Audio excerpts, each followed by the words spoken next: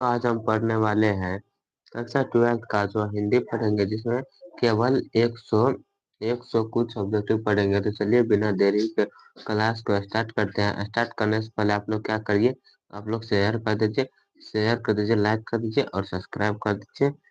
और जो नए बच्चे हैं वो लोग कमेंट करिएगा। और सबसे फर्स्ट ऑब्जेक्टिव में चलने से पहले आप लोग से एक चीज कहना चाहते हैं कि आप लोग जो पिछले वाला नहीं देखे होंगे वो आप लोग प्लीज करके देख लीजिएगा। तो सबसे फर्स्ट ऑब्जेक्टिव में चलते हैं। सबसे फर्स्ट ऑब्जेक्टिव में क्या करा है कि बाल कृष्ण भट्ट की रचना बातचीत क्या है। तो बाल कृष्ण भट्ट जी की रचना जो है वह रचना कौन सी है, तो बातचीत है। बातचीत जो है वह पाठ की विधा कौन सी है। ऑप्शन में क्या करा है, एकांकी। ऑप्शन डी में क्या करा है, कहानी। ऑप्शन सी में क्या करा है, यात्रा स्मरण। ऑप्शन डी में क्या करा है, ललित निबंध। तो आप लोग कमेंट करके बताइए कि बालकृष्ण भट्ट जी की जो है रचना है वह बातचीत वह क्या है। तो बालकृष्ण भट्ट जी की जो रचना है बातचीत वह पाठ की विधा क्या है, तो ललित निबंध है। चलिए क्वेश्चन नंबर सेकेंड में चलते हैं। क्वेश्चन नंबर सेकेंड में क्या कराए, बालकृष्ण भट्ट किस युग के निबंधकार थे। तो आप लोग कमेंट करके बताइएगा कि बालकृष्ण भट्ट जो थे वह किस काल के निबंधकार थे। तो ऑप्शन ए में क्या कराए कि प्रसाद युग। ऑप्शन बी में क्या कराए कि भारतेंदु युग। ऑप्शन सी में क्या कराए कि दवी वेदी युग। ऑप्शन डी में क्या करा कि स्वतंत्र स्वतंत्र त्रेतर युग। आप लोग कमेंट करके बताइए कि बालकृष्ण भट्ट जो थे वह किस युग के निबंधकार थे। तो बालकृष्ण भट्ट जी जो थे वह भारतेंदु युग के क्या थे, तो निबंधकार थे। चलिए इनके बाद आगे बढ़ते हैं। तीन तीन में क्या करा कि मनुष्य की बातचीत का उत्तम तरीका क्या है। तो बातचीत का उत्तम तरीका क्या है। ऑप्शन ए में क्या करा है कि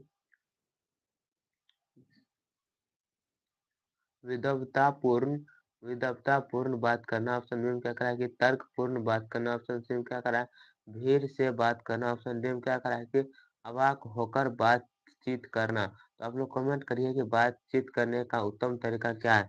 बातचीत करने का जो है उत्तम तरीका वह कौन सा है, तो अवाक होकर बातचीत करना। यह क्या है, तो बातचीत करने का उत्तम तरीका है, जो ऑप्शन नंबर डी में दिया हुआ है। चलिए इनके बाद चार चार में क्या करा है कि संवाद में सबसे महत्वपूर्ण क्या है। तो संवाद में सबसे महत्वपूर्ण तर्क है, या जिज्ञासा है, या आत्मीयता है, या प्रवाह पूर्ण है। तो आप लोग कमेंट करके बताइए कि संवाद में सबसे महत्वपूर्ण क्या है। संवाद में जो है सबसे महत्वपूर्ण वह क्या है, तो आत्मीयता है। क्या है, आत्मीयता है। चलिए इनके बाद पाँच पाँच में क्या करा कि बालकृष्ण भट्ट के का जन्म कब हुआ था। तो बालकृष्ण भट्ट का जो जन्म हुआ था वह कब हुआ था, ये आप लोग कमेंट करके बताइए। तो बालकृष्ण भट्ट का जो जन्म हुआ था, ऑप्शन ए में क्या करा है, तो ऑप्शन ए में करा है कि 23 जून 23 जून 1884। ऑप्शन बी में क्या करा है कि 23 जून 1844। ऑप्शन सी में क्या करा है कि 20 जुलाई 1902। ऑप्शन डी में क्या करा है कि 18 सितंबर, या 18 दिसंबर 1834। तो आप लोग कमेंट करके बताइए कि बालकृष्ण भट्ट जी का जो जन्म हुआ था वह कब हुआ था। तो बालकृष्ण भट्ट का जो जन्म हुआ था वह 23 जून 1884 में हुआ था। 23 जून 1884 में हुआ था, जो ऑप्शन नंबर सी में दिया हुआ है। कब, 23 जून 1884 में हुआ था। सॉरी, 23 जून 1844 में हुआ था। सॉरी, 23 जून 1844 में हुआ था। कब हुआ था, 23 जून 1844 में। सॉरी इसके लिए। आगे बढ़ते हैं। छः में क्या करा है कि संयोगिता स्वयंवर रचना है। तो संयोगिता स्वयंवर रचना किसकी है। तो ऑप्शन ए में क्या करा है कि अल अल कृष्ण भट्ट की। ऑप्शन बी में क्या करा है कि प्रताप नारायण मिश्रा की। ऑप्शन सी में क्या करा है कि श्रीनिवास दास की। ऑप्शन डी में क्या करा है कि मैथिली शरण गुप्त की। तो आप लोग कमेंट करके बताइए कि स्वयंवर किसकी रचना है। स्वयंवर जो रचना है वह किसकी रचना है, तो वह जो है श्रीनिवास दास की है। किसकी है, तो श्रीनिवास दास की है। चलिए साथ साथ में क्या करा है, कौन सी रचना बालकृष्ण भट्ट की नहीं है। तो कौन सी जो रचना है वह बालकृष्ण भट्ट जी की नहीं है। नूतन ब्रह्मचारी है कि नहीं, ये आप लोग कमेंट करिए यस या नो। इनके बाद कह रहा है ऑप्शन बी के कि सो आजान एक सुजान, यह है कि नहीं, यस या नो करिए। इनके बाद सी में क्या करा है कि सद्भाव का अभाव, यह है कि नहीं, ये आप लोग यस या और नो कीजिए। और इनके बाद डी में क्या करा है कि परीक्षा गुरु, यस या नो कीजिए। कौन सी रचना जो है वह बालकृष्ण भट्ट जी की नहीं है। तो बालकृष्ण भट्ट जी की जो रचना नहीं है वह क्या है, परीक्षा गुरु यह बालकृष्ण भट्ट की रचना नहीं है। कौन कौन सी रचना है? तो नूतन ब्रह्मचारी यह बालकृष्ण जी की रचना है। इसके बाद ऑप्शन बी का स्व अजान एक सुजान यह भी है बालकृष्ण भट्ट जी की रचना। इनके बाद सद्भाव का अभाव यह भी है बालकृष्ण भट्ट जी की रचना। चलिए इनके बाद आगे आठ में क्या कराएगी? कौन सी रचना बालकृष्ण भट्ट की है? तो आप लोग आप लोग जो ऑप्शन पहले था उसमें देखिए कोई है कि नहीं है? तो इनमें कोई नहीं है। इनसे आगे उनका और भी कोई लेख देखते हैं। ऑप्शन में क्या कहा है कि रेल का विकट खेल ये किसकी रचना है? तो रेल की विकट खेल जो है यही बालकृष्ण भट्ट जी की रचना है। आप लोग को यह बताना है कि कछुआ धर्म यह किनकी रचना है? कछुआ धर्म किनकी रचना है? और इनके बाद यह बताइए कि रेणुका किसकी रचना है? इनके बाद यह बताइए कि परिचय विद्या किसकी रचना है? परिचय विद्या किसकी रचना है? ये आप लोग कमेंट करके बताइएगा इन तीनों का लेखक कौन है। तो आप लोग को हम बताएं कि रेल की विकट खेल जो है यह बालकृष्ण भट्ट जी की रचना है। चलिए इनके बाद आगे नौ में क्या करा कि बालकृष्ण भट्ट ने कौन सा मासिक पत्रिका निकाला था? तो बालकृष्ण भट्ट जी जो थे वह कौन सा निकाला था? ऑप्शन ए में क्या करा कि प्रताप, ऑप्शन बी में क्या करा कि कर्मवीर, ऑप्शन सी में क्या करा कि हिंदी प्रदीप, ऑप्शन डी में क्या करा कि जोता ज्योत्या ज्योता ज्योतिष ज्योत्स्ना। तो आप लोग कमेंट करके बताइए बालकृष्ण भट्ट जी जो थे वह कौन सी पत्रिका निकाला था? तो बालकृष्ण भट्ट जी जो थे वह हिंदी प्रदीप निकाला था। कौन सा? हिंदी प्रदीप निकाला था। चलिए इनके बाद 10 में क्या कराएंगे? बातचीत किस विद्या विद्या की रचना है? तो बालकृष्ण भट्ट जी जो बातचीत जो है वह कौन सी विद्या की रचना है? यानी कौन सी विधा है? तो यह पूछ रहा है। तो आलोचना है या गीत है या शोध है या निबंध है? तो बातचीत जो कविता है या बातचीत जो है वह एक निबंध है। क्या है? तो बातचीत जो है वह एक निबंध है। चलिए इनके बाद 11 में करा कि रंबी कुशो ने 16 वर्ष के उपरांत किसके मुख से एक बात सुनी थी? तो किसके मुख से 16 वर्ष बाद एक बात सुनी थी? तो ये आप लोग कमेंट करके बताइएगा। तो ऑप्शन में क्या करा कि फ्राइडे के, ऑप्शन बी में क्या करा कि संडे की, ऑप्शन सी में क्या करा है कि एडिशन के, ऑप्शन डी में क्या करा है कि स्टील के। तो किसके मुंह से जो है 16 वर्ष के बाद क्या सुना था? एक शब्द सुना था। तो किसके मुंह से सुना था? वह जो सुना था वह फ्राइडे के मुंह से सुना था। चलिए इनके बाद 12 में क्या करा है कि बातचीत शीर्षक के निबंधकार कौन है? तो बातचीत के जो है निबंध के निबंधकार ऑप्शन एम क्या करा कि जयप्रकाश नारायण किसकी है? तो जयप्रकाश नारायण किसकी है? ये आप लोग कमेंट करके बताइए। इनके बाद मोहन डाकेश करा है, ऑप्शन बी में क्या करा है? मोहन डाकेश, ऑप्शन सी में क्या करा है कि नामवर सिंह, ऑप्शन डी में क्या करा है कि बालकृष्ण भट्ट। तो बातचीत किसके निबंध के निबंधकार है? तो यह जो है बालकृष्ण भट्ट जी की निबंध के निबंधकार है। चलिए इनके बाद 13 में क्या करेंगे? बातचीत के माध्यम से बालकृष्ण भट्ट क्या बतलाना चाहते हैं? तो बालकृष्ण भट्ट जो थे वह वह बातचीत के माध्यम से क्या बतलाना चाहते थे? तो ऑप्शन ए में क्या करा कि बातचीत की शैली, ऑप्शन बी में क्या करा कि भाषण की शैली, ऑप्शन सी में क्या करा कि संवाद की शैली, ऑप्शन डी में क्या करा कि इनमें से कोई नहीं।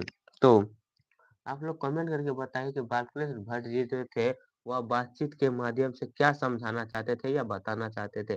तो बालकृष्ण भट्ट जी जो थे वह इनके माध्यम से बातचीत के माध्यम से यह बतलाना चाहते थे कि बातचीत की शैली क्या होती है, यह बतलाना चाहते थे इस निबंध के कारण।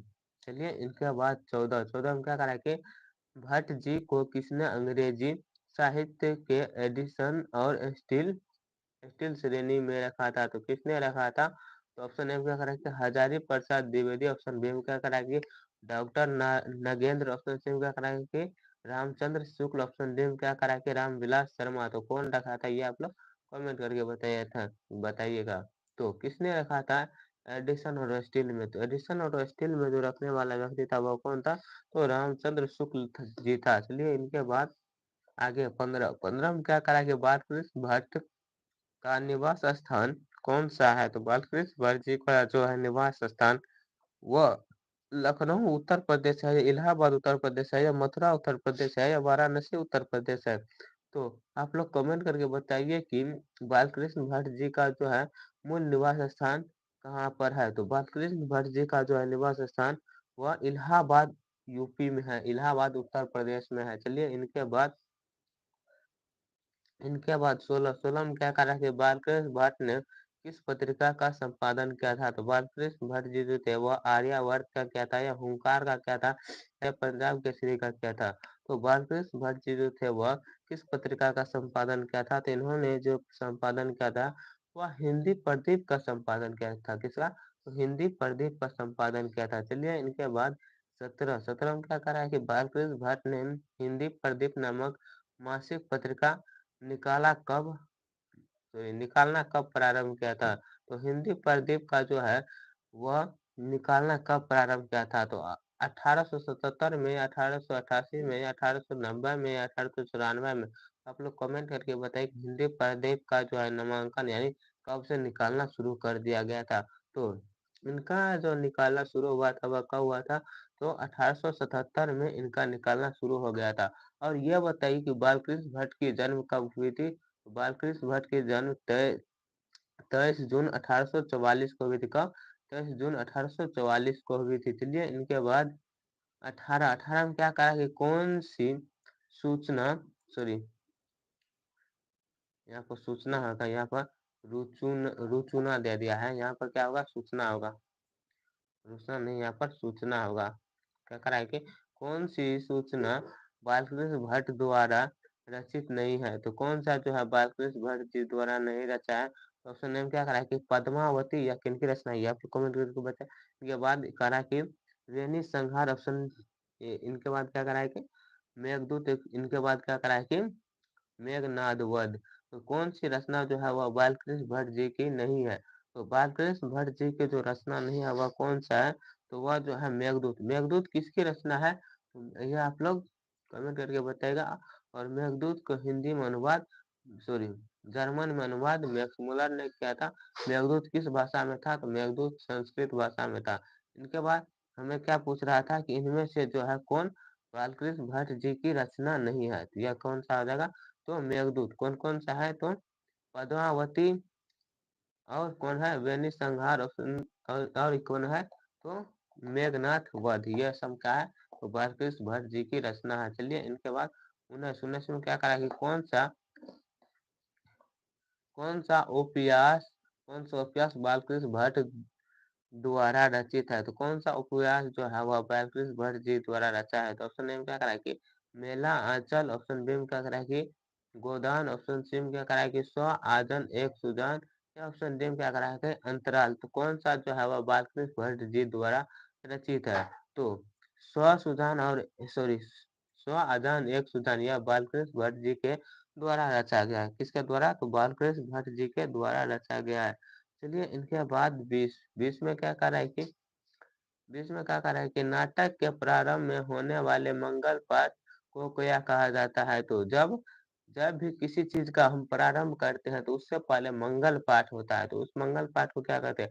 भजन कहते हैं, या नांदी पाठ कहते हैं, या मंगलाचरण कहते हैं, या आरती कहते हैं? तो उसे क्या कहते हैं? तो नाटक के प्रारंभ में होने वाले मंगल पाठ को क्या कहते हैं? तो इस मंगल पाठ को जो कहते हैं उसे हम क्या कहते हैं?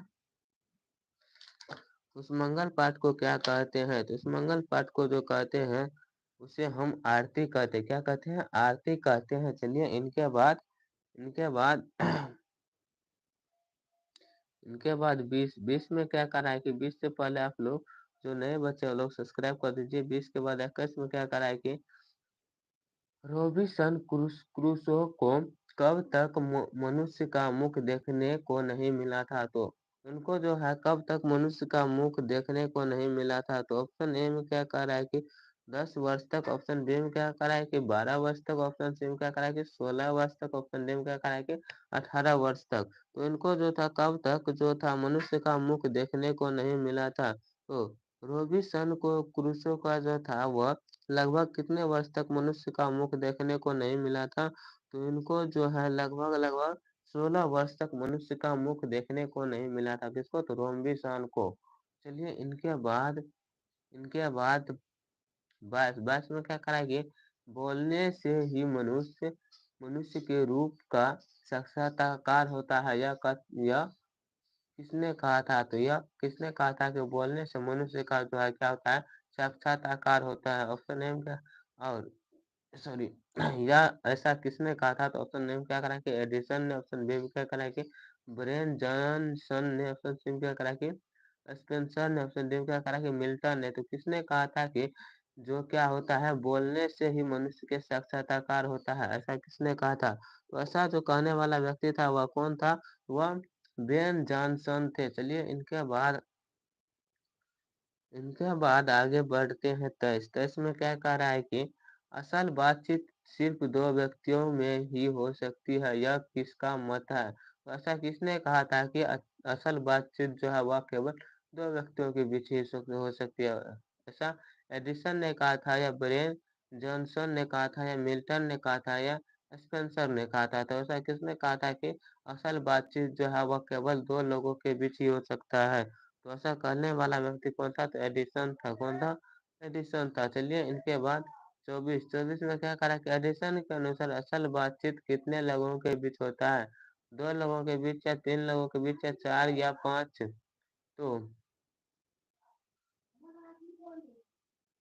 तो कितने लोगों के बीच जो है वह बातचीत होती है?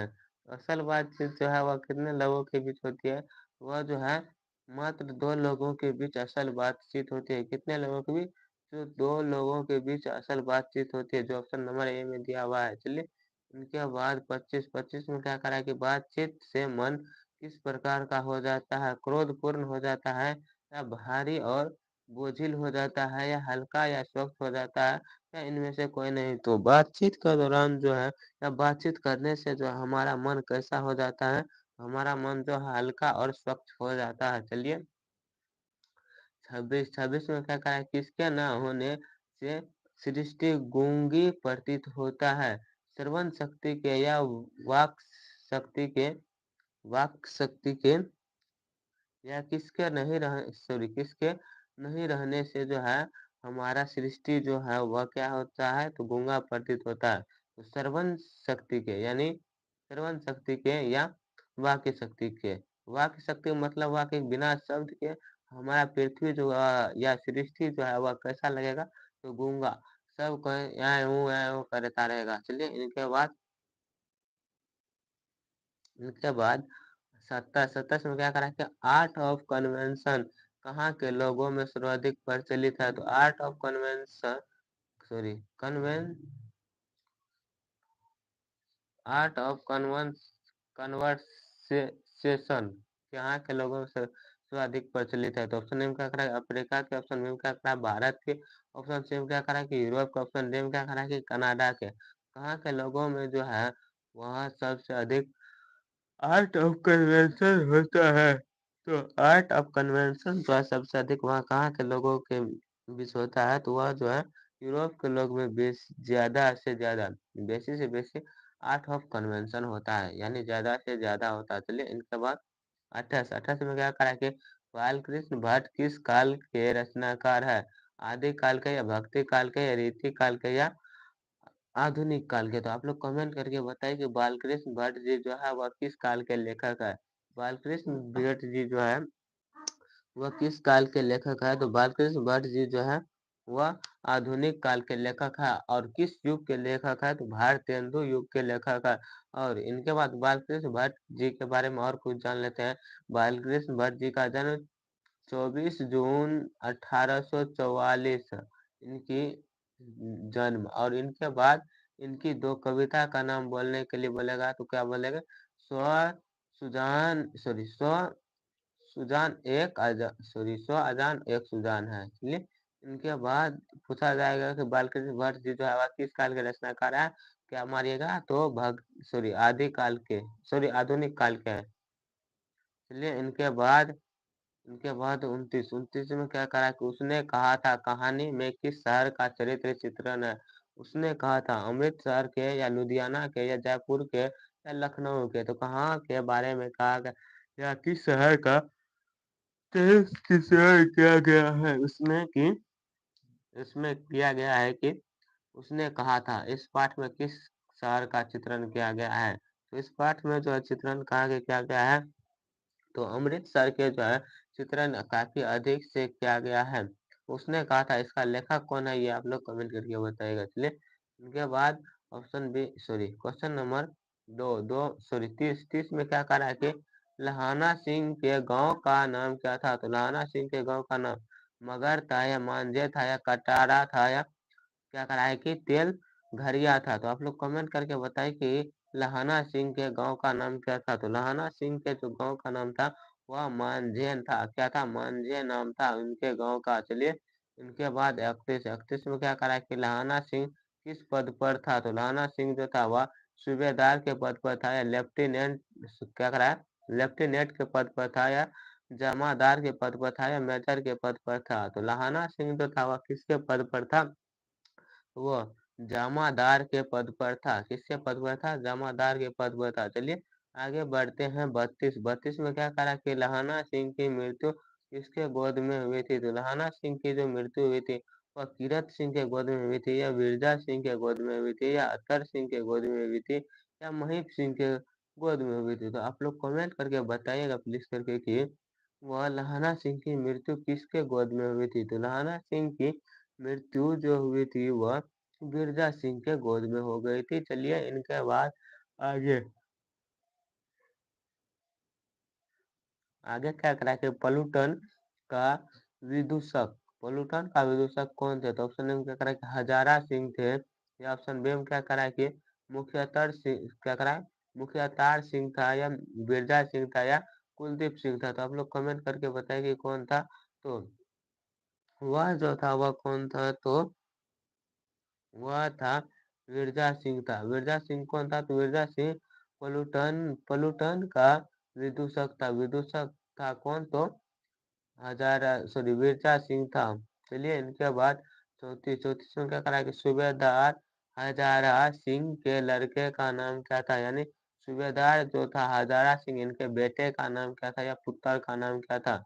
तो बोध सिंह था या महा सिंह था या किरीट सिंह था या जगधीर क्या कहा जगधारी सिंह था? तो आप लोग कमेंट करके बताइए कि सूबेदार हजारा सिंह के लड़के का नाम क्या था? तो इनके जो लड़के का नाम था वह नाम क्या था? तो बोधा सिंह इनके लड़के का नाम था। चलिए इनके बाद 35 में क्या करा कि भारतीय सिपाहियों को का किसके साथ संघर्ष हुआ था? तो भारतीय सिपाही का जो संघर्ष हुआ था यानी किसके साथ संघर्ष हुआ था? तो ऑप्शन ए में क्या कह रहा है कि ऑप्शन ए में कह रहा है कि फ्रांसीसी के साथ या ऑप्शन बी में क्या कह रहा है कि तुर्की के साथ या ऑप्शन सी में क्या कह रहा है कि अंग्रेज के साथ और ऑप्शन डी में क्या कह रहा है कि जर्मनी के साथ। तो किसके साथ हुआ था? भारतीय सिपाहियों का संघर्ष। तो भारतीय सिपाहियों का जो संघर्ष हुआ था वह कहाँ के सैनिक के साथ हुआ था? तो भारतीय सैनिक का जो संघर्ष हुआ था वह जर्मनी के साथ हुआ था। चलिए इनके बाद 36 में क्या कह रहा है कि यानी जर्मन लेफ्टन को किसने मारा था? यानी जर्मन के जो लेफ्टन थे उसको किसने मारा था? तो ऑप्शन ए में क्या करा कि सूबेदार दार सिंह या ऑप्शन बी में क्या करा कि बोध सिंह ऑप्शन सी में क्या करा कि लहाना सिंह ऑप्शन डी में क्या करा कि विरिजा सिंह। तो आप लोग कमेंट करके बताइए कि जो जर्मन लेफ्टन को मारने वाला व्यक्ति था वह कौन था? तो जर्मन लेफ्टन को जो मारने वाला व्यक्ति था वह कौन था? तो वह लहाना सिंह ने मारा था। कौन मारा था? तो लहाना सिंह ने इनको मारा था। किसने? तो लहाना सिंह ने इसको मारा था। जर्मन लेफ्टन को किसने मारा था? तो लहाना सिंह ने मारा था जर्मन लेफ्टन को। चलिए इनके बाद 37 में क्या करा कि सिख राइफल्स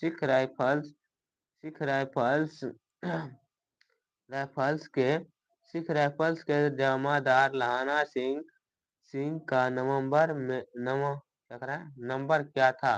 तो सिख राइफल्स का जो है जमादार लहाना सिंह का जो है नंबर क्या था? तो इनका नंबर 77 था या 105 था या 1805 था या 72 था? तो लहाना सिंह का नंबर कितना था? तो लहाना सिंह का जो नंबर था वह नंबर कितना था?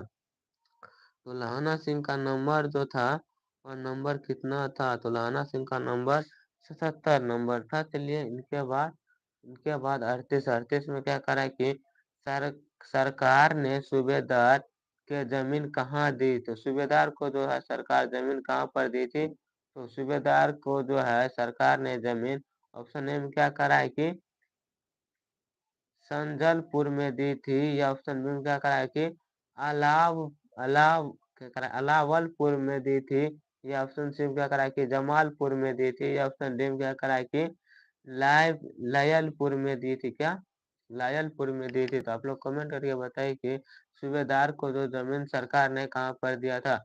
सूबेदार को जो सरकार ने जमीन दिया था वह कहाँ पर दिया था, तो ने सूबेदार को जो है सरकार ने जमीन वह लायलपुर में दिया था। कहाँ पर? लायलपुर में दिया था। चलिए इनके बाद 39 में क्या करा है कि क्या करा कि गुलेरी जी का जन्म हुआ था, तो गुलेरी जी का जन्म हुआ था वो हरियाणा में हुआ था, या राजस्थान में हुआ था, या क्या करा कि कांगड़ा हिमाचल प्रदेश में हुआ था, या गुजरात में हुआ था। तो गुलेरी जी का जो जन्म हुआ था वह कहाँ पर हुआ था, तो गुलेरी जी का जन्म जो हुआ था ऑप्शन ऑप्शन बी हो जाएगा। क्या? जयपुर राजस्थान में हुआ था, जहाँ पर हवा महल है। चलिए इनके बाद 40 में क्या कह रहा है कि 40 में क्या कह रहा है कि सुखमय जीवन किसकी रचना है, तो सुखमय जीवन जो है वह चंद्रधर शर्मा गुलेरी जी की है, या क्या कह रहा है कि देवकी नंदन खत्री की है, या गोपाल राम गहमीरी की है, या बालकृष्ण भट्ट जी की है। तो आप लोग कमेंट करके बताइए किनकी रचना है। यह रचना जो है वह किनकी रचना है, तो यह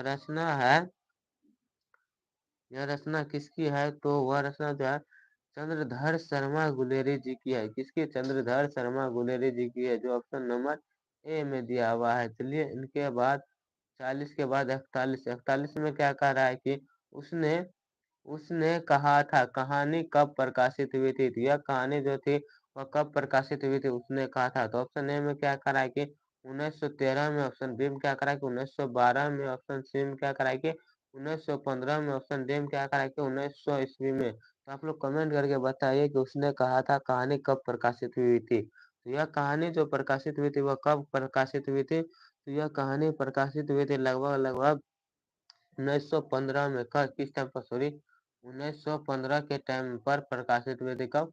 1915 के टाइम पर। और बातचीत कहानी कब प्रकाशित हुई थी, तो वह 1977 के टाइम में, सॉरी 1877 के टाइम में लगभग प्रकाशित हुई थी। चलिए इनके बाद आगे आगे 42 में क्या करा है, कछुआ धर्म किसकी कृति है। यहाँ पर कुछ क्या दिया है, यीशु की कीर्ति है। तो आप लोग कमेंट करके बताइए कछुआ धर्म जो है वह किसकी कीर्ति है। तो ऑप्शन ए में क्या करा है कि प्रताप नारायण मिश्र की, ऑप्शन बी में क्या करा है कि बालकृष्ण भट्ट जी की, ऑप्शन सी में क्या करा है कि रामचंद्र शुक्ल की, ऑप्शन डी में क्या करा है कि चंद्रधर शर्मा गुलेरी की। तो कछुआ धर्म जो रचना है वह किनकी रचना है, वह चंद्रधर शर्मा गुलेरी जी की रचना है, कछुआ धर्म। चलिए इनके बाद 43 में क्या करा है कि पुरानी हिंदी रचना है, तो पुरानी हिंदी रचना किसकी है, रामचंद्र शुक्ल जी की है, या हजारी प्रसाद द्विवेदी जी की है, या नामवर सिंह की है, या रामचंद्र सॉरी चंद्रधर शर्मा गुलेरी जी की है।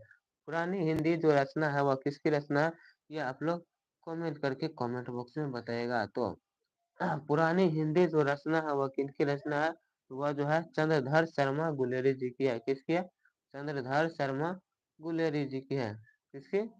चंद्रधर शर्मा गुलेरी जी के। जो ऑप्शन नंबर कहाँ पर दिया हुआ है, तो ऑप्शन नंबर डी में दिया हुआ है। कहाँ पर? ऑप्शन नंबर डी में दिया हुआ है। आप लोग अच्छे से देख लीजिए। इनके बाद 44 में क्या करा कि कौन सा निबंध गुलेरी रचित नहीं है, तो कौन सा निबंध जो है गुलेरी जी नहीं रचा है, तो ये आप लोग क्या करिएगा, तो कमेंट करके बताइएगा।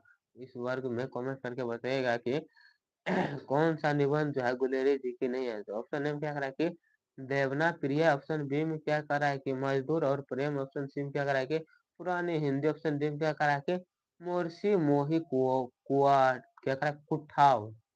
आप लोग कमेंट करके बताइए कि गुलेरी की कौन सी रचना नहीं है, तो गुलेरी की जो रचना नहीं है वह कौन सी नहीं है, तो वह कौन है, तो मजदूरी और प्रेम, यह गुलेरी जी की नहीं रचना है। चलिए इनके बाद आगे बढ़ते हैं 45 में क्या करा है कि कुराई का अर्थ क्या होता है? तो कुराई का अर्थ क्या होता है? क्या करा है कि मांग मांग मंगनी होता है या विवाह होता है या क्या करा है कि कड़वी बात होता है या दहेज होता है। तो कुराई का जो अर्थ होता है वह क्या होता है? कुराई का जो अर्थ होता है वह मंगनी होता है। क्या होता है? मंगनी होता है, जो ऑप्शन नंबर ए में दिया हुआ है। चलिए इनके बाद 46 में क्या करा कि बोध कौन था? तो बोध जो था वह कौन था? तो ऑप्शन ए में क्या करा है कि हजारा सिंह का भाई। ऑप्शन बी में क्या करा है कि लाना सिंह का भाई। ऑप्शन डी सिंह क्या करा कि बिरजा सिंह के भाई। ऑप्शन डी में क्या करा कि सूबेदार हजारा सिंह का बेटा। तो आप लोग कमेंट करके बताइए कि बोध कौन था? तो बोध जो था वह कौन था? तो बोध कौन था? तो बोध जो था एक सूबेदार हजारा सिंह का बेटा था। कौन था? सूबेदार हजारा सिंह का बेटा था। चलिए इनके बाद 47 में क्या करा है? चंद्रधर शर्मा गुलेरी की कहानी कौन सी है? तो चंद्रधर शर्मा गुलेरी जी की कहानी हमको बताना है। तो ऑप्शन ए में क्या करा है कि झूठन। ऑप्शन बी में क्या करा है कि रोज। ऑप्शन सी में क्या करा है कि उसने कहा था। ऑप्शन डी में क्या करा है कि तीरथ। तो आप लोग कमेंट करके बताइए कि चंद्रधर शर्मा गुलेरी जी की कहानी कौन सी है? तो चंद्रधर शर्मा गुलेरी जी की जो कहानी हो जाएगी वह कौन सी है? तो चंद्रधर शर्मा गुलेरी जी की कहानी जो है वह कौन सा है? तो उसने कहा था, यह चंद्रधर शर्मा गुलेरी जी की कहानी है। चलिए इनके बाद 48 में क्या करा कि कौन सी कहानी चंद्रधर शर्मा गुलेरी की लिखी हुई नहीं है? तो ऑप्शन ए में क्या करा है कि सुखमय जीवन। ऑप्शन बी में क्या करा है कि बोध का कोटा। ऑप्शन सी में क्या करा है कि उसने कहा था। ऑप्शन डी में क्या करा है कि कफन। तो आप लोग को पता ही है सबको कि चंद्रधर शर्मा गुलेरी जी की कहानी उसने कहा था, यह लिखा हुआ ही है। और इनके बाद कौन सा कहानी हो जाएगा? तो इनके बाद कौन कौन सा कहानी लिखा है? तो सुखमय जीवन ये भी उनकी ही रचना है। इनके बाद बोध बुद्ध का कोटा ये भी उनकी ही रचना है। लेकिन कफन कफन जो है यह उनकी रचना नहीं है। किनकी रचना है? तो कफन जो है वह उनकी रचना नहीं है। कौन सा? तो कफन कफन उनकी रचना नहीं है, जो ऑप्शन नंबर डी में दिया हुआ है। चलिए इसके बाद 49 में क्या कहा कि गुलेरी जी किस गांव के मूल निवासी थे? तो ऑप्शन ए में क्या करा कि फतेहपुर। ऑप्शन बी में क्या करा है गुलेर। ऑप्शन सी में क्या करा कि मनेर। ऑप्शन डी में क्या करा है कि गहमर सिंह, सॉरी गहमर। तो आप लोग कमेंट करके बताइए गुलेरी जी की जो था वह किस गांव के मूल निवासी थे? तो गुलेरी जी जो थे वह किस गांव के थे? तो वह गुलेर के थे। कहाँ के थे? तो गुलेर के थे गुलेरी जी। चलिए इनके बाद 50 में क्या करा कि उसने कहा था। किसने कहा था? सॉरी उसने कहा था कहानी के कहानीकार कौन है? तो ऑप्शन ए में क्या करा कि बालकृष्ण भट्ट। ऑप्शन बी में क्या करा है कि भगत सिंह। ऑप्शन सी में क्या करा है कि चंद्रधर शर्मा गुलेरी। उस ऑप्शन डी में क्या करा कि रामधारी सिंह दिनकर। तो उसने कहा था, यह कहानी किसके द्वारा लिखा गया है? तो चंद्रधर शर्मा गुलेरी की यह कहानी है। और इनके बाद बालकृष्ण भट्ट जी की कहानी कौन सी है? तो बातचीत है बालकृष्ण भट्ट जी के। और इनके बाद भगत सिंह की, तो भगत सिंह की माँ, सॉरी सिपाही है, सिपाही की माँ या भगत सिंह की रचना है। इनके बाद दिनकर जी का आप लोग फिनिश करके बता दीजिएगा। एक तो बच गया है। तो आगे बढ़ते हैं। आगे 51 में क्या करा कि चंद्रधर शर्मा गुलेरी कौन? चंद्रधर शर्मा गुलेरी किस युग के कहानीकार है? तो ऑप्शन ए में क्या कराएगी द्विवेदी युग की। ऑप्शन बी में क्या कराएगी भारतेंदु युग की। ऑप्शन सी में क्या कराएगी प्रेमचंद्र युग की। ऑप्शन डी में क्या कराएगी इनमें से कोई नहीं। तो आप लोग कमेंट करके बताइएगा कि चंद्रधर शर्मा गुलेरी जी किस युग के कहानीकार थे? चंद्रधर शर्मा गुलेरी जी जो थे कहानीकार वह किस युग के थे? तो वह जो थे वह किस युग के थे, ये आप लोग कमेंट करिएगा और बताइएगा। तो यह जो कहानीकार थे वह क्या करा है कि द्विवेदी युग के थे। और बालकृष्ण भट्ट जी जो थे वह किस युग के कवि थे? वह भारतेंदु युग के कवि थे। चलिए इनके बाद 52 में क्या कहा है कि उसने कहा था कहानी कितने भागों में विभक्त है? तो यह जो है 2 भाग में विभक्त है या 3 भाग में या 4 भाग में या 5 भाग में? उसने कहा था कहानी जो है वह कितने भाग में विभक्त है? तो यह कहानी जो है वह 5 भाग में विभक्त है। चलिए इनके बाद 53 में क्या करा कि चंद्रधर शर्मा गुलेरी का जन्म कब हुआ था? तो ऑप्शन ए में क्या कह रहा है कि 7 जुलाई 1882 में, या 8 जुलाई 1883 में, या 7 जुलाई 1883 में, या 8 जुलाई 1890 में। तो ये क्वेश्चन समझो है, यह थोड़ा सा फंसाने वाला है। क्यों फंसाने वाला है? तो यह क्वेश्चन इसलिए फंसाने वाला है क्योंकि इसमें सभी जगह क्या दिया हुआ है, जुलाई जुलाई दिया हुआ है, और क्या दिया हुआ है, तो 1800 से ही सभी जगह क्या है, तो शुरुआत है। इसीलिए यह क्या है, थोड़ा फंसाने वाला है। 1880 से लेकर 90 के बीच में इसीलिए भी है, और इसमें क्या दिया है, 7 से 8 के बीच में है, ये भी इसीलिए फंसाने वाला है। तो आप लोग घबराइएगा नहीं। तो आप लोग को हम बताते हैं कि चंद्रधर शर्मा गुलेरी का जन्म कब हुआ था। तो चंद्रधर शर्मा गुलेरी का जो जन्म हुआ था, वह 7 जुलाई 1883 में हुआ था। 7 जुलाई 1883 में इनका जन्म हुआ था। कब? 7 जुलाई 1883 में इनका जन्म हुआ था। और इनका जन्म कहाँ पर हुआ था, ये आप लोग बताइएगा। चलिए, इनके बाद 54 में क्या करा कि लहाना सिंह किस कहानी का पात्र है। तो लहाना सिंह जो है वह किस कहानी का पात्र है। तो ऑप्शन ए में क्या करा कि सुखमय जीवन, ऑप्शन बी में क्या करा कि जूठन, ऑप्शन सी में क्या करा कि तीरथ, ऑप्शन डी में क्या करा कि उसने कहा था। तो आप लोग कमेंट करके बताइए कि लहाना सिंह जो है वह किस कहानी का पात्र है। तो लहाना सिंह जो है वह, आप लोग अभी पढ़ चुके हैं कि लहाना सिंह जो है वह, उसने कहा था, इस कहानी का पात्र है। चलिए, इनके बाद पात्र का मतलब समझते हैं क्या होता है। तो पात्र का मतलब वह चीज होता है कि उसका अंश है, यानी उसमें काम किया है, या उसमें सहायता किया हुआ, यह होता है पात्र का मतलब। चलिए, इनके बाद 55 में क्या करा है कि उसने कहा था उसने कहा था किस प्रकार की कहानी है। तो यह कहानी जो है, चित्र प्रधान है, या कर्म प्रधान है, या धर्म प्रधान है, या भाव प्रधान है। तो उसने कहा था कहानी जो है यह किस प्रकार की है। तो यह जो है एक कर्म प्रधान है। कैसी है? तो कर्म प्रधान है, जो ऑप्शन नंबर बी में दिया हुआ है। चलिए, इनके बाद 56 में क्या करा है कि पुरानी हिंदी, कौन सी हिंदी? तो पुरानी हिंदी रचना रचना किसकी है। तो पुरानी हिंदी रचना जो है वह किसकी है। तो ऑप्शन ए में क्या करा है कि हजारी प्रसाद द्विवेदी, ऑप्शन बी में क्या करा है कि नामवर सिंह, ऑप्शन सी में क्या करा है कि चंद्रधर शर्मा गुलेरी, ऑप्शन डी में क्या करा है कि रामचंद्र शुक्ल। तो आप लोग कमेंट करके बताइएगा कि पुरानी हिंदी रचना किसकी कृति है। तो पुरानी हिंदी रचना कृति जो है वह किसकी हो जाएगी। तो यह कृति जो है या किसकी है, तो यह चंद्रधर शर्मा गुलेरी जी की है। चलिए, इनके बाद 57 में क्या करा है कि किरत सिंह कौन था। तो किरत सिंह जो थे वह लहाना सिंह के चाचा थे, या लहाना सिंह के भतीजा थे, या लहाना सिंह के भाई थे, या लहाना सिंह के मित्र थे। तो किरत सिंह जो थे वह कौन थे। तो किरत सिंह कौन थे। तो किरत सिंह जो थे वह लहाना सिंह के कौन थे। तो किरत सिंह लहाना सिंह के भतीजा थे। कौन थे। तो लहाना सिंह के भतीजा थे। इस वृत्त में आप लोग बताइएगा कौन था। तो भतीजा था। कौन था? भतीजा था। कौन था? लहाना सिंह का भतीजा था किरत सिंह। चलिए, इनके बाद 58 में क्या करा कि बचपन में लहाना सिंह लड़की से बार बार कौन सा प्रश्न पूछता था।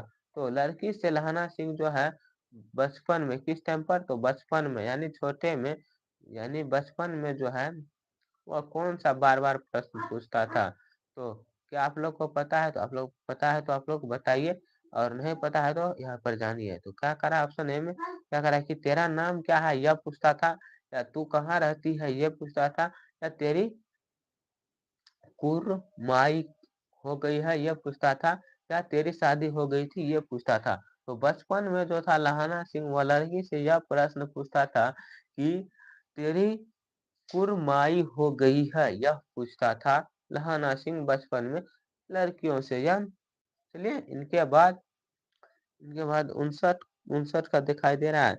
59 का दिखाई नहीं दे रहा है।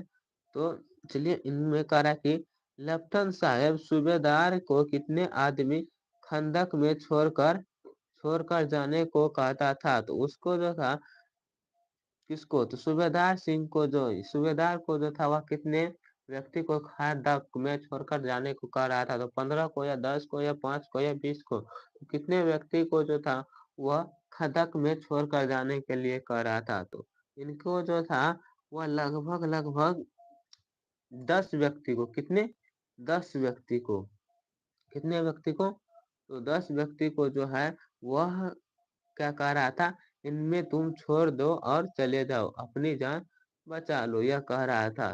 कितने, तो 10 व्यक्ति को छोड़कर अपनी जान बचा लो, कितने, तो 10 व्यक्ति को छोड़कर अपनी जान बचा लो, यह कह रहा था सूबेदार को। चलिए इनके बाद 60 में क्या करा है कि अमृतसर में लहाना सिंह के कौन थे, तो अमृतसर में जो थे लहाना सिंह के भाई रहते थे या मित्र रहते थे या मामा रहते थे या दादा रहते थे। तो लहाना सिंह के जो थे वह अमृतसर में कौन रहते थे, तो लहाना सिंह के अमृतसर में मामा रहते थे। क्या रहते थे, मामा रहते थे। कौन रहते थे, सॉरी मामा रहते, क्या नहीं रहते थे, मामा रहते थे। चलिए इनके बाद 61 में क्या करा है कि 61 में क्या करा कि लहाना सिंह सूबेदार को वापस बुलाने के लिए किसे भेजता है, तो जो लहाना सिंह जो है वह सूबेदार को, किसको, तो सूबेदार को वापस बुलाने के लिए किसे भेजता है, तो ऑप्शन ए में क्या करा है कि बिरजा सिंह को, ऑप्शन बी में क्या करा है कि बोध सिंह को, ऑप्शन सी में क्या करा है कि किरत सिंह को, ऑप्शन डी में क्या करा है कि अतर सिंह को। तो आप लोग कमेंट करके बताइएगा कि सूबेदार को बुलाने के लिए किसे भेजता है। सूबेदार को जो है बुलाने के लिए वह किसे भेजता है, वह जो है बिरजा सिंह को भेजता है। किसको भेजता है, तो बिरजा सिंह को भेजता है।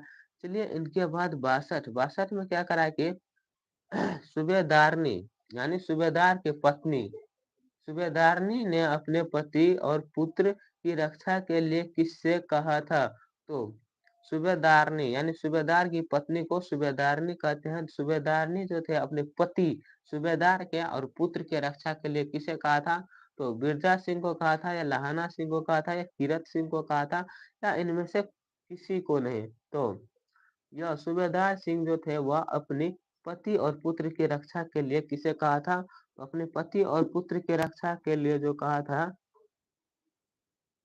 वह लहाना सिंह को कहा था। किसको, तो लहाना सिंह को कहा था। चलिए इनके बाद 63 में क्या करा कि लहाना सिंह का सिर अपना गोद में लेकर कौन बैठा था, तो लहाना सिंह का जो है सिर अपने गोद में लेकर कौन बैठा था, तो ऑप्शन ए में क्या करा कि हजार हजारी सिंह, ऑप्शन बी में क्या करा है किरत सिंह, ऑप्शन सी में क्या करा है कि मिर्जा सिंह, ऑप्शन डी में क्या करा है कि अतर सिंह। तो कौन जो था अपने गोद में सिर को लेकर बैठा था, तो कौन था, तो वह जो था वह कौन था, सिर को लेकर गोद में बैठा था, तो वह मिर्जा सिंह था। कौन था, तो मिर्जा सिंह जो था वह अपने गोद में लेकर बैठा था लहाना सिंह के सिर को। चलिए यानी सिर का मतलब हुआ कि पूरा गर्दन से ऊपर।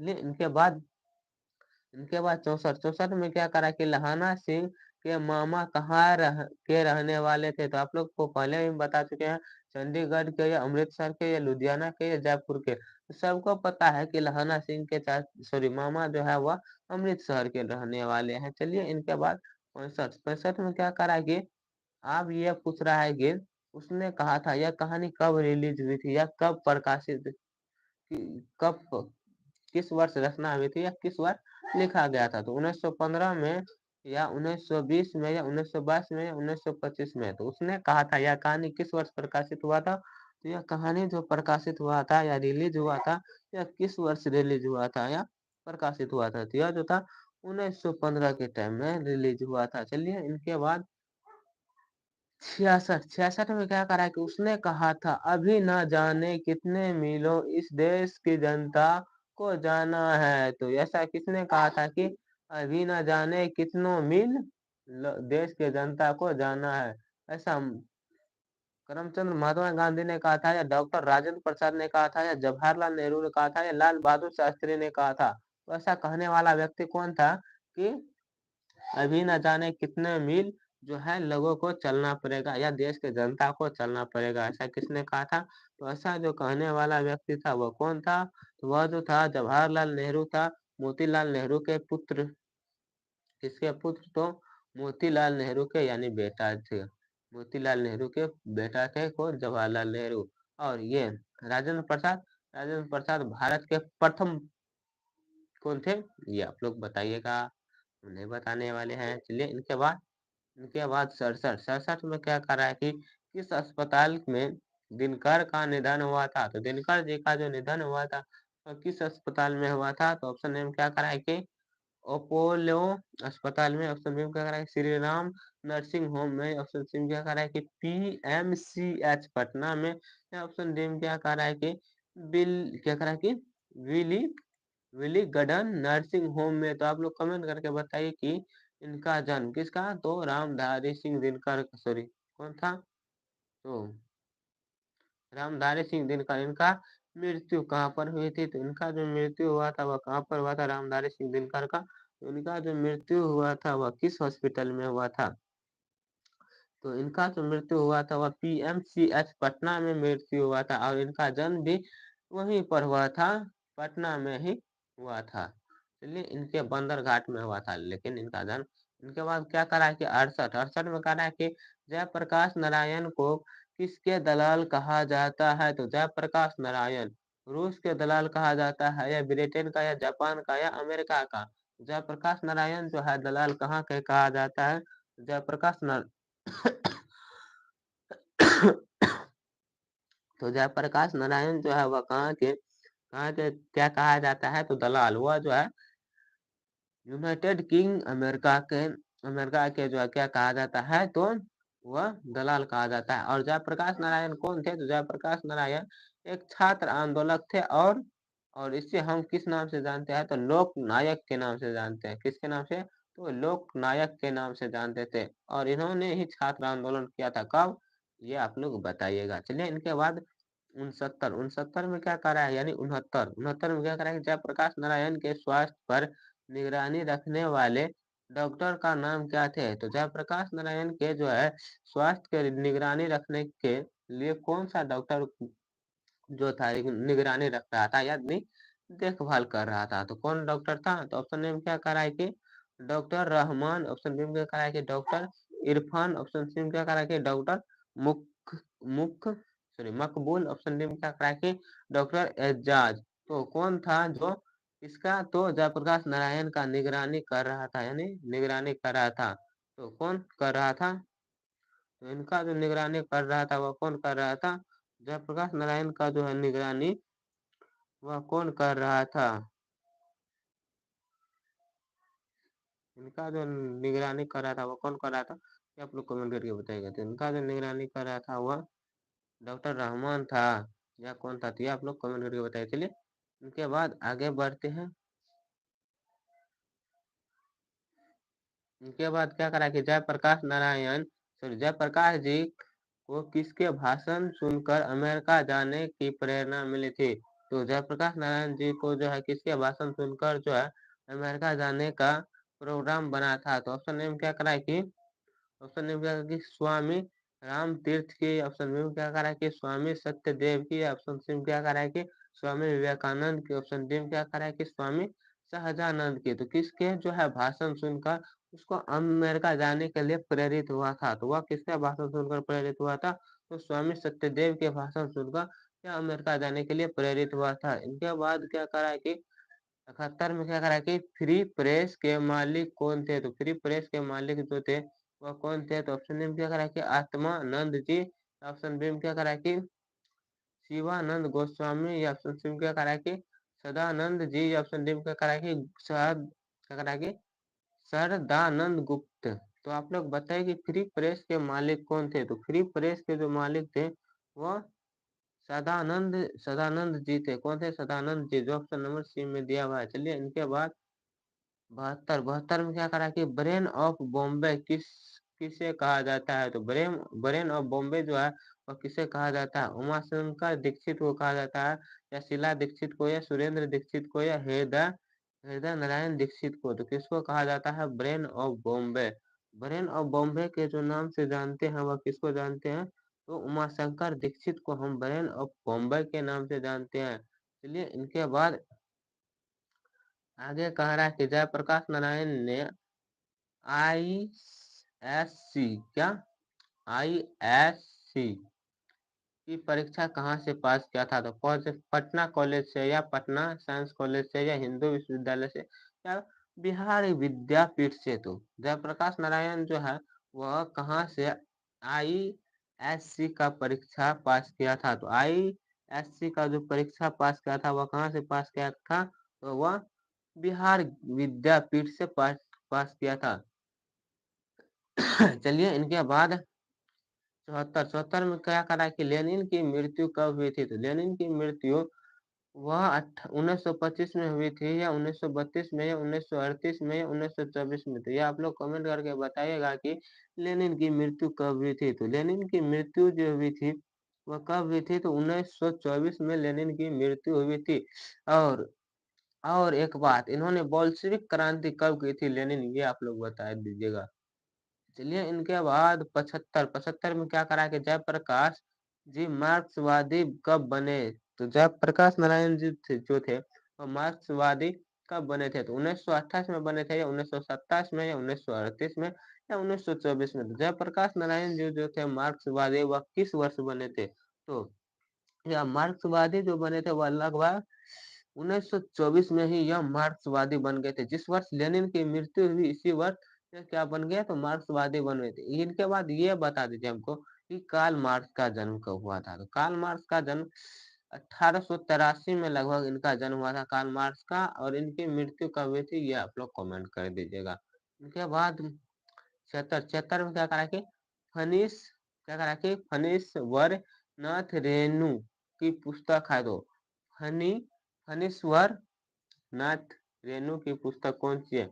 ऑप्शन ए क्या करा कि सत्यकाम, ऑप्शन बी में क्या करा है कि कुरुक्षेत्री, ऑप्शन सी में क्या करा है कि उस जनपद का कवि यह है या मेला आंचल यह है? तो आप लोग कमेंट करके बताइए कि फणीश्वर नाथ रेणु की पुस्तक कौन सी है? तो फणीश्वर नाथ रेणु की पुस्तक जो है वह मेला आंचल है। चलिए इनके बाद सॉरी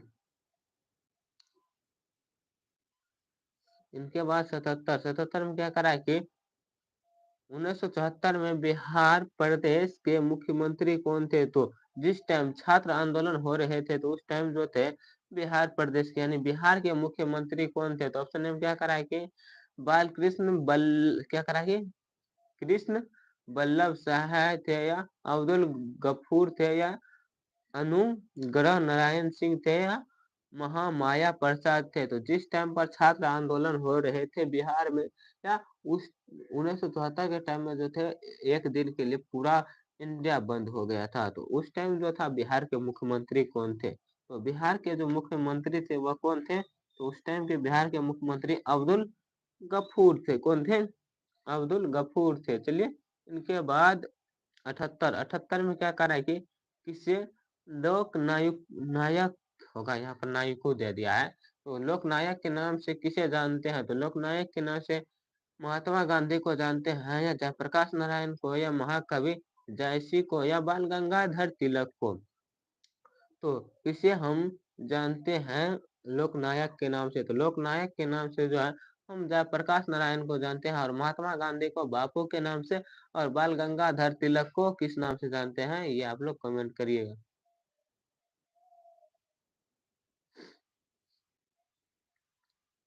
चलिए इनके बाद 79 में क्या करा है कि जयप्रकाश नारायण का जन्म कब हुआ था? यहाँ पे जन्म दे दिया है, जन्म कब हुआ था? तो आप लोग कमेंट करके बताइए कि जयप्रकाश नारायण का जन्म कब हुआ था?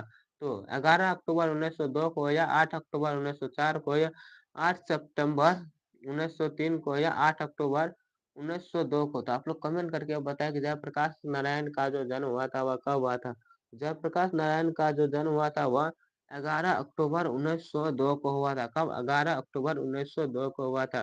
चलिए इनके बाद 80 में क्या करा कि जयप्रकाश नारायण की पत्नी का नाम था। तो जयप्रकाश नारायण की जो थी पत्नी उनका नाम क्या था? तो जयप्रकाश नारायण जी के जो पत्नी थे उनका नाम क्या था? तो लीलावती देवी था या अमरावती प्रभा था या प्रभावती देवी था या प्रभा सिन्हा था? तो आप लोग कमेंट करके बताइए कि जयप्रकाश नारायण की पत्नी का नाम क्या था? तो जयप्रकाश नारायण जी की जो पत्नी थे उनका नाम था प्रभावती देवी। कौन?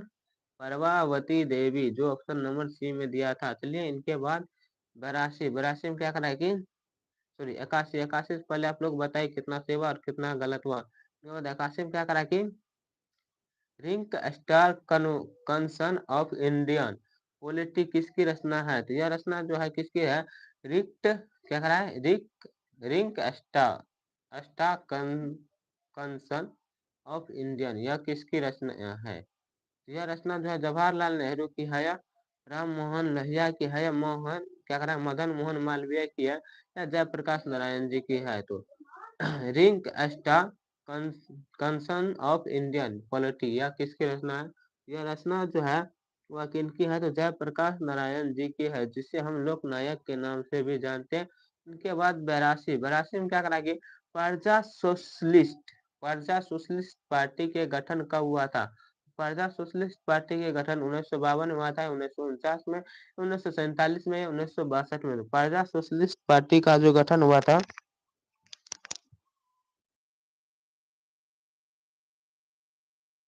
लोग बताइए कि प्रजा सोशलिस्ट पार्टी का गठन कब हुआ था। प्रजा सोशलिस्ट पार्टी का गठन कब हुआ था, 1952 में हुआ था, या 1949 में, या 1947 में, या 1962 में। तो प्रजा सोशलिस्ट पार्टी का जो गठन हुआ था वह कब हुआ था। तो प्रजा सोशलिस्ट पार्टी का गठन वह 1952 में हुआ था। चलिए इनके बाद 83 में क्या करा कि जयप्रकाश नारायण को भारत रत्न की उपाधि दी गई। यहाँ पर रत्न होगा, यहाँ पर रल दे दिया है। भारत रत्न की उपाधि कब दी गई थी, तो 1990 में, 1998 में, या 1978 में, 1974 में। तो जयप्रकाश नारायण जी को जो है भारत रत्न की उपाधि कब दी गई थी, तो जयप्रकाश नारायण जी को जो है भारत रत्न की उपाधि वह 1998 में दी गई थी। कब, 1998 में दी गई थी। चलिए इनके बाद 84 में क्या करा कि उर्वशी किसकी रचना है। तो उर्वशी जो है वह रामधारी सिंह दिनकर की है, या मोहनलाल महतो वियोगी की है, या सुमित्रा नंदन पंत की है, या जयशंकर प्रसाद की है। तो उर्वशी जो रचना है वह किसकी रचना है। तो उर्वशी जो रचना है वह रामधारी सिंह दिनकर की रचना है। चलिए इनके बाद 85 में क्या करा कि माटी की मूर्तें रचना किसकी है। तो माटी की मूर्त जो रचना है वह रामधारी सिंह दिनकर की है, या रामवृक्ष बेनीपुरी की है, या ऑप्शन सी में क्या करा कि गजानन माधव मुक्ति बोध की है, या क्या करा कि RC प्रसाद सिंह की है। तो आप लोग कमेंट करके बताएं कि माटी की मूर्त किसकी रचना है। तो माटी की जो मूर्त रचना है वह रामवृक्ष बेनीपुरी की है। चलिए इनके बाद 86 में क्या करा कि दिनकर जी किस लिए प्रसिद्ध है। तो दिनकर जी जो है वह साहित्य के रचना के लिए है, या संगीत के लिए है, या मूर्ति निर्माण के लिए है, या उपन्यास लेखन के लिए है। तो आप लोग कमेंट करके बताएं कि दिनकर जी जो है वह किस लिए प्रसिद्ध है। तो दिनकर जी जो है वह साहित्य के रचना के लिए प्रसिद्ध है, यानी साहित्य के रचना के लिए दिनकर जी को जानते हैं। चलिए इनके बाद 87 में क्या करा कि जयप्रकाश नारायण को भारत की जनता किस नाम से याद करते हैं। तो आप लोग को पहले ही बता चुके हैं कि भारत की जनता जो है जयप्रकाश नारायण को समाज नायक के नाम से जानते हैं, या देश नायक के नाम से, या लोक नायक के, या जन नायक से। तो आप लोग को हम पहले भी बता चुके हैं। तो आप लोग इस डिब्बा को जो है आप लोग भरिएगा। तो इस डिब्बा में जो सही है वो आप लोग लिख कर भरिए। चलिए इनके बाद 88 में क्या करा है कि जयप्रकाश नारायण ने संपूर्ण क्रांति वाला ऐतिहासिक भाषण कहाँ और कब दिया था। तो संपूर्ण क्रांति वाला जो है ऐतिहासिक भाषण वह कब दिया था। तो इलाहाबाद में 5 जून 1977 को, या रांची में 5 जून 1975 को, या जमशेदपुर में 5 जून 1973 को, या पटना में 5 जून 1974 को। तो आप लोग कमेंट करके बताएं कि जो जयप्रकाश नारायण संपूर्ण क्रांति का ऐतिहासिक वाला भाषण कब दिया था। तो यह भाषण जो दिया था वह कब दिया था। तो यह भाषण कब दिया था ये आप लोग कमेंट करके बताएगा। तो यह जो दिया था पटना में दिया था। कब, पटना में दिया था 5 जून 1974 में। और 1974 में ही क्या लगा था, तो कर्फ्यू लगा था, कर्फ्यू, जो पूरा भारत उस दिन बंद था। इनके बाद 89 में क्या है, जयप्रकाश नारायण के बचपन का नाम क्या था। बीटू था, या कीटू था, या बीटू था, या कीटू था, या बाउल था, या मोनू था। तो आप लोग कमेंट करके बताइए कि जयप्रकाश नारायण का जो था बचपन का नाम क्या था। तो जयप्रकाश नारायण जी के जो है बचपन का नाम, उनके बचपन का नाम क्या था? तो इनके बचपन का जो नाम था वह बाउल नाम था। क्या था? तो बाउल नाम था। चलिए इनके बाद 90 में क्या करा कि जयप्रकाश नारायण ने किस साल छात्र आंदोलन का नेतृत्व किया था? तो किस साल जो है छात्र आंदोलन का नेतृत्व किया था? 1973 में या 1974 में, सॉरी 76 में या 74 में या 1977 में? तो आप लोग कमेंट करके बताइए कि छात्र आंदोलन का नेतृत्व कब किया था, यानी छात्र आंदोलन कब शुरू किया था या किस वर्ष किया था। तो छात्र आंदोलन जो जयप्रकाश नारायण जी किया था वह कब किया था? तो यह 1974 का टाइम था। किस टाइम था? तो 1974 का टाइम था।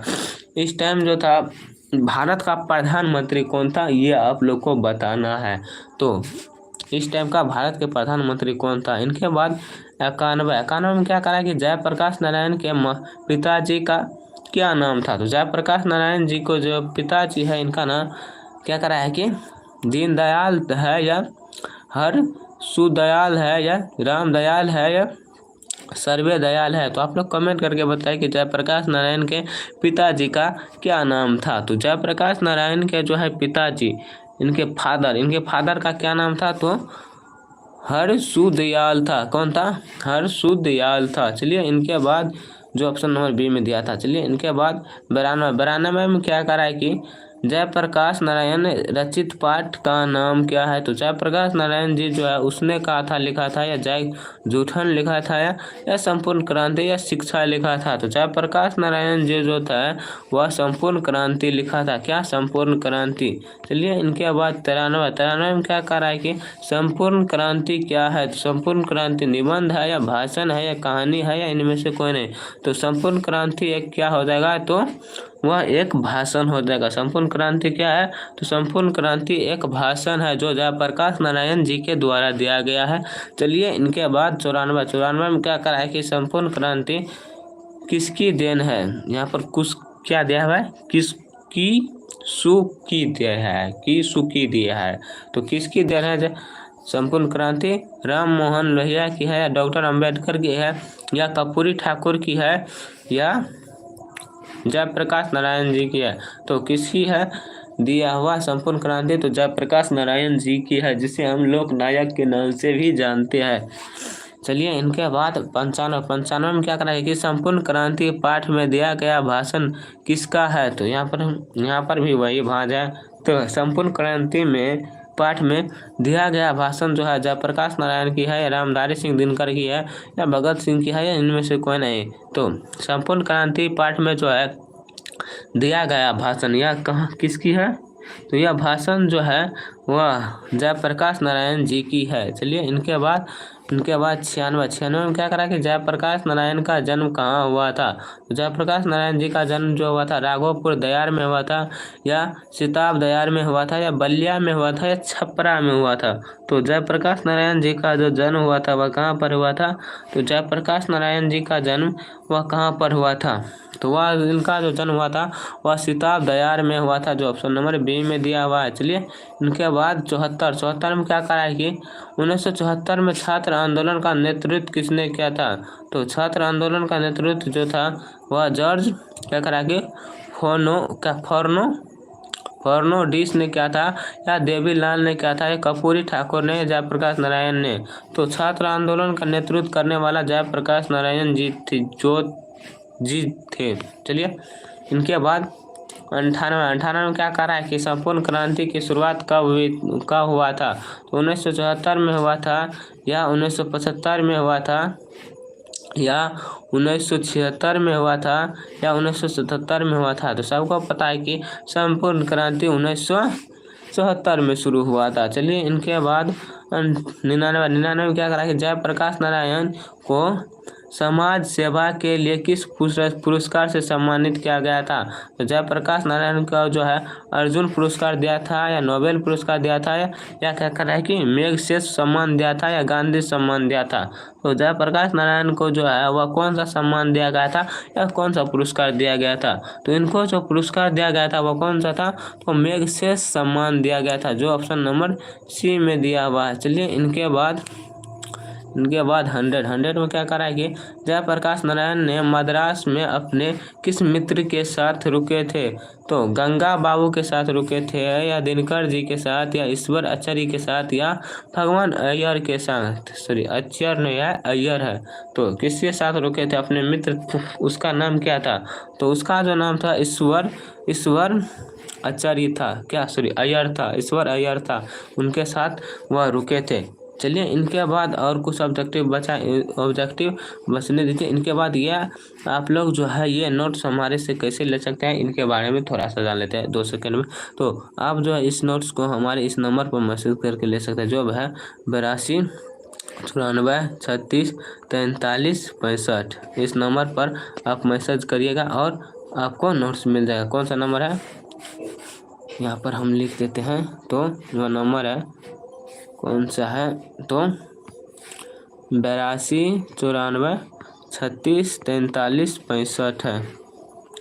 चलिए, आप लोग इस नंबर पर मैसेज करिएगा तो आप लोग को नोट्स मिल जाएगा। चलिए, इनके बाद 101 में क्या करा कि जयप्रकाश नारायण के अनुसार देश का अवशिष्ट क्या करा कि अवशिष्टा किसके हाथ में है? तो नेताओं के हाथ में है, नई पीढ़ी के हाथ में है, या नई पीढ़ी के हाथ में है, या किसके हाथ में है? तो देश का अवशिष्टा जो है वह किसके हाथ में है? तो नई पीढ़ी के हाथ में है देश की अवशिष्टा। चलिए, 102 में क्या करा कि दिनकर जी किसके घर पर दिल का दौरा पड़ा था? तो दिनकर जी को जो था वह किसके घर पर दिल का दौरा पड़ा था? तो ऑप्शन में क्या करा कि रामनाथ जी गोयनका के यहाँ पर, या गंगा बाबू के, या जयप्रकाश नारायण के, या ईश्वर अय्यर के। तो किसके यहाँ पर जो है दिनकर जी को जो क्या पड़ा था? दिल का दौरा पड़ा था। तो इनको जो दिल का दौरा पड़ा था वह गंगा बाबू के यहाँ पड़ा था, जो ऑप्शन नंबर बी में दिया हुआ है। कहाँ पर है? तो बी में दिया हुआ है। चलिए, इनके बाद 102 में क्या करा कि संपूर्ण क्रांति का नारा किसने दिया था? तो ये सबको पता है, लोकनायक भाई, जिसे हम जयप्रकाश नारायण जी भी कहते हैं। चलिए, इनके बाद 103 में क्या कहा है कि जयप्रकाश नारायण ने बिहार विद्यापीठ में कौन सा परीक्षा पास किया था? तो यह पहले भी पढ़ चुके थे, ISC परीक्षा। उस टाइम पर पूछा था क्या? जयप्रकाश नारायण ने ISC का परीक्षा किससे पास किया था? तो उस टाइम क्या मारे थे? तो ज्ञानपीठ। और अभी पूछ रहा है कि सॉरी विद्यापीठ उस टाइम पर मारे थे, और अभी क्या पूछ रहा है? तो विद्यापीठ। तो विद्यापीठ पूछ रहा है तो वह ISC का परीक्षा पास किया था। किसका? ISC का। उस टाइम विद्यापीठ मारे थे, और अभी हम क्या मारे हैं? तो अभी हम मारे हैं ISC का। चलिए, इनके बाद 104 में सॉरी यहाँ पर दोनों में 103 ही टाइप हो गया, और 104 होगा। तो 104 में क्या करें कि पुलिस के बड़े उच्च अधिकारी के किसके मुंह से सुना था कि जय प्रकाश नारायण नहीं होते तो बिहार जल गया होता? तो ऐसा किसने कहा था? तो दिनकर जी ने कहा था, या बेनीपुरी ने कहा था, या गोयान ने कहा था, या दीक्षित ने कहा था? तो ऐसा किसने कहा था? तो ऐसा जो कहने वाला व्यक्ति था वह कौन था? तो बेनीपुरी था। चलिए, इनके बाद 105 होगा। यहाँ पर 104 ही दे दिया है, तो 105 यहाँ पर होगा। तो 105 में क्या कहा कि जयप्रकाश नारायण किसका मित्र का किसकी मित्रता ठोस मानते थे? पुराने ज़माने के, या नए ज़माने के, या क्या करा कि अंडरग्राउंड ज़माने के, या इनमें से कोई नहीं? तो किस ज़माने की मित्रता को यह काफ़ी ठोस यानी काफ़ी मजबूत मानते थे, या मजबूत मानते थे? किस ज़माने की मित्रता को? तो वह किस ज़माने की मित्रता को मानते थे? तो ये आप लोग कमेंट करके बताए। चलिए, इसके बाद 106 होगा, तो 105 यहाँ पर टाइप हो गया है। तो 105 में क्या करा कि जयप्रकाश नारायण किसको भाई कहते थे? दिनकर जी को, या जवाहरलाल नेहरू जी को, या क्या करा है कि रामनाथ गोयकनाथ को, या क्या करा है कि गंगा बाबू को? तो किसको जो है जयप्रकाश नारायण जी भाई कहते थे? तो किसको कहते थे? तो यह जो भाई कहते थे वह किसे कहते थे? तो रामनाथ गोयनका को कहते थे। चलिए, इनके बाद ख़त्म हो गया। ख़त्म होने से पहले आप लोग बताइए कितना सही हुआ। कुल 105 हुआ। 105 में आप लोग बताइएगा कितना सही हुआ और कितना गलत हुआ। और चलिए, आप लोग को ये नोट्स कैसे लेना है, तो इस नोट्स के बारे में आप लोग को पहले भी बता चुके हैं कि हमारे इस नंबर पर मैसेज करिएगा। जो नंबर क्या है? तो 82 है, 94 है, 36 है, 43 है और 65 है। इस नंबर पर आप लोग मैसेज करिएगा या व्हाट्सएप पर हाय लिखिएगा। तो आप लोग को क्या करिएगा, तो हाय लिखिएगा और बोलिएगा कि सर हमें ये नोट्स लेना है। जो भी नोट्स लेना है आप लोग को मैसेज करिएगा तो आप लोग को मिल जाएगा। तो thank you, I miss you, bye, good night, मिलेंगे फिर कल। Thank you, bye, thank you for watching. चलिए बाय, आप लोग भी खाना खा लीजिए और हमारे इस नोट्स को लेने के लिए जो है आप लोग ज़रूर मैसेज करिएगा और क्लास ख़त्म होने के बाद आप लोग एक प्यारा सा मैसेज ज़रूर करिएगा। चलिए bye, thank you, I miss you. आप लोग जो नए बच्चे होंगे, क्या होंगे, जो नए बच्चे होंगे वो लोग सब्सक्राइब कर दीजिएगा प्लीज़ करके। और चलिए बाय। तो आप लोग जो नहीं देखे हैं शुरू से वह पीछे करके देख लीजिए और चलिए बाय।